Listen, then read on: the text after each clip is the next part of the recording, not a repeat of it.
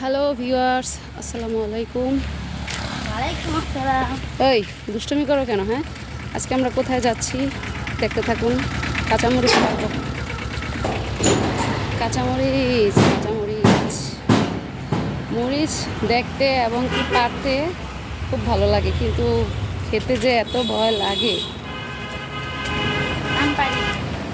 তুমি পারবা? হ্যাঁ, পারবো। এই যে মরিচ গাছটা দেখেন কত সুন্দর আর কত বড়, মাশাআল্লাহ। আমি পারি।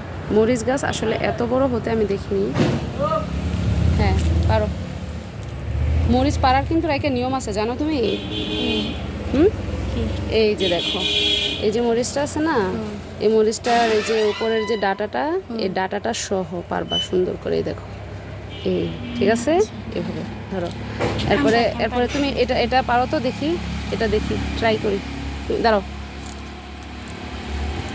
হ্যাঁ, ডাটাটা সহ।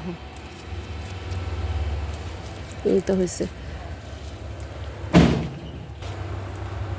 এই পাশে পেঁপে গাছ, এই পেঁপেটা পরিপক্ক হয়েছে, লাল হয়েছে উপরের অংশ, আর কিছুদিন গেলে এটা পাকবে ভালো মতো। পেঁপে আমার অনেক প্রিয় একটা ফল, কিন্তু আফসোস পেঁপে গাছ আমার হাতে এ পর্যন্ত হয়নি, আর ভবিষ্যতে হবে বলে মনে হয় না। আমার মেয়ে মরিচ পাড়তেছে। তুমি খাইতে পারো মরিচ? আমার মেয়েও আমার মতোই হয়েছে, ঝাল একদম খাইতে পারে না। অল্প খেতে পারি। অল্প তো সবাই পারে, ধরো। এই যে মরিচগুলো দেখতে কত সুন্দর, তাই না?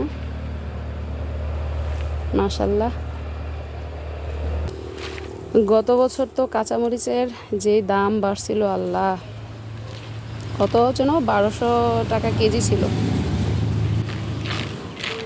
আর এবছর মাত্র 80 টাকা কেজি কাঁচামরিচ। এখন 1200 টাকা কেজি হলে অনেক ভালো হতো, কারণ কাঁচামরিচ গাছ আছে, মরিচও আছে। দুষ্টুমি করলাম আর কি, হয়তো আমার জন্য ভালো হতো, অনেকের জন্য খারাপ হতো। সবাই তো আর মরিচ গাছ লাগায় না, আর সবার মরিচ গাছও নেই। ওই যে এই পাশে, হ্যাঁ, ওই যে রেখা দেখো, ওই ওইটা দাঁড়া, ওই ওই পাশ দিয়ে যাও।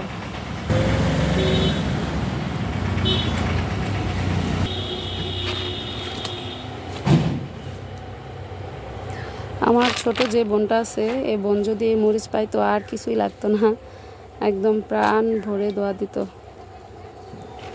ওর তো অনেক কাঁচামরিচ হোক, তারপরে কি যেন বলে, বোম্বাই মরিচ, যে কোনো ধরনের ঝাল মরিচ ওর অনেক প্রিয়। আমাদের এখানে সরিষা গাছ আছে। এটা সরিষা গাছ না তো, সরিষা গাছ না, এটা কি গাছ? এগুলা আমরা ছোটবেলায় এটাকে কি বলতাম জানো? কাঁচামরিচ বলে খেলতাম, কাঁচামরিচ। এটা এক ধরনের আগাছা আর কি। কিছু কিছু মরিচ তো গাছের থেকে একদম শুকায় গেছে।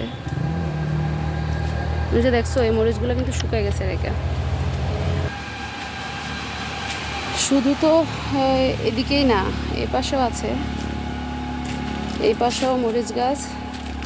আমার বোনের বাড়িতে আর কোনো গাছ হোক বা না হোক, মরিচ গাছ যে এত মানে সুন্দর হয়, মাশাল্লাহ, অনেক ভালো হয় মরিচ গাছ। এই জায়গায় কালো বেগুন গাছও আছে, কালো বেগুনও ধরছে, মাশাল্লাহ। লাউ গাছে একটা বড় লাউ ধরছে। এই রমজান মাসে বেগুনি বানায় প্রতিদিন এই গাছের বেগুন দিয়ে। এই যে কত বড় বেগুন, মাশাল্লাহ। ওয়াও, দেখো রাইকা, দেখছো মাশাল্লাহ, এখানে কতগুলো মরিচ একসাথে, অনেকগুলা। পারো। এই পাশে কলা গাছ, আর এই যে আম গাছ। আম গাছে তো ভালোই মুকুল আসছে মনে হয়, মাশাল্লাহ, আম ধরবে ভালোই দেখা যাচ্ছে। পাশে, এই পাশেও আম গাছ।